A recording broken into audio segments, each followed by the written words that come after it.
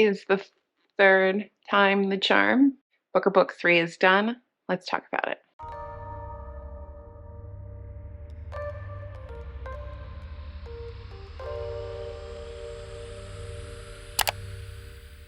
Hello, book friends. Welcome back to the channel. Hello if you are new. It's Alyssa. Let's talk about the third book I've read from the Booker Prize long list, and that's This Other Eden by Paul Harding. I have thoughts.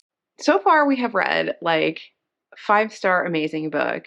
We've also read what I believe will be the worst book of the Booker list for me personally, in my humble opinion.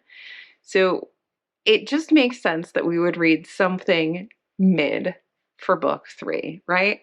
And this book is so just painfully mid. It follows a group of people that live on this island called Apple Island off the coast of Maine. It is like the early 1900s, and it's an island that was populated by just a seemingly random group of people. It's by an enslaved man, his Irish wife. There's some indigenous people that live there as well.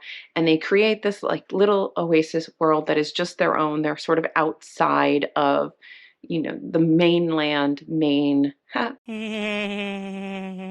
Maine people. And they're sort of othered in a very harsh way.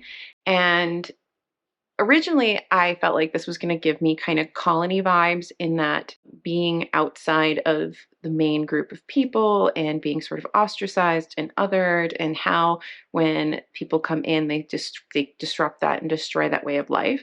And in that basic sense, yes, this is kind of what happens.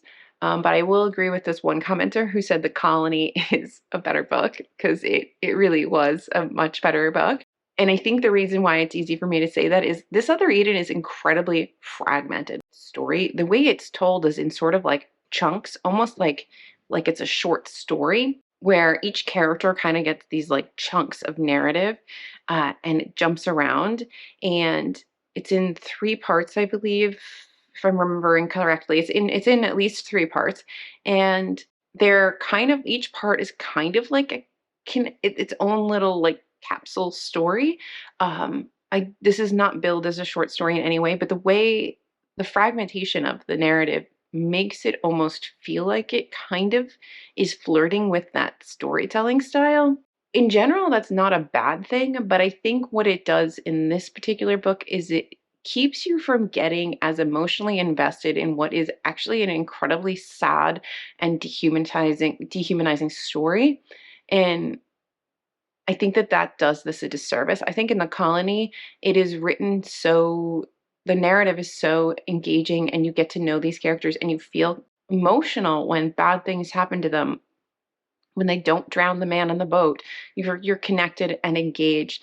And This Other Eden, though the ending of the story is incredibly sad, and the way that the mainland people come in and destroy this group of people and treat them like just absolute garbage, it is sad. And there were moments where you get a little bit angry, but it's kind of like reading tweets and getting mad at the tweet, and then you scroll on and you maybe laugh at a puppy. Like, it's kind of that fleeting engagement, not a deep emotional engagement with the story. So essentially what happens is that in the summer of 1912, this man comes. He's like this school teacher, and he's been engaging with the people on this island. And then other members from the mainland come, and the government gets involved, and the government decides that all these people are basically subhuman. They use eugenics and different kinds of like mental health and like idiocy sort of laws to dismantle and break up this island, and with the goal of basically just burning it all down and starting over, getting rid of the vermin, of the vermin of the island, so that they can reclaim it, because these people are not, like, they're sort of heathens to the mainlanders. And it is really a gut-wrenchingly disgusting story, and a heartbreaking story. And the way that these people are treated is just It's really sad. And like this is why I think it's like mid. It's because there are those moments where you connect and the writing itself is not particularly bad. And it's definitely an interesting way of telling a narrative. I just feel like it took away instead of giving to the story. I think it does make a strong comment on how people are treated, particularly in the US, how people are othered and erased and trampled on and made to be forgotten.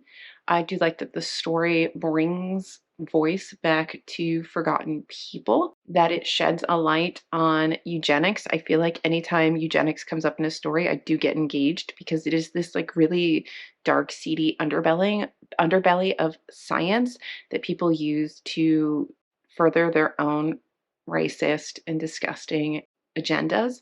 And so anytime that somebody puts a spotlight on how it was used to other people and to whitewash people, I enjoy those stories. Overall, I think that the storytelling did take away, and so this is solidly a mid.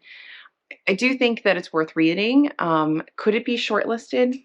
Maybe. It does feel like it could be. It has enough like something something special, unlike A Spell of Good Things, which is very like it's too dry. This has a little something unique in its narrative style and storytelling, and it's a very sad and emotional and important story. Not that A Spell of Good Things isn't, but this is also, and it's got that little extra something. And so could it be shortlisted? I think this could be. I think this feels like something that the judges could decide to include. We shall see. I think I'm rambling now. My stomach keeps like gurgling. I need to eat something before I do my last review of this little session of reviews. But anyway, like and subscribe. I will see you in my next video, whatever it may be, because it's my channel and I can do whatever I want. Bye. So just sit with me, talking to the night until the morning, building chemistry. I don't think I ever wanna go come closer next to me. Trying to find another way to say this, but I think we were meant to be.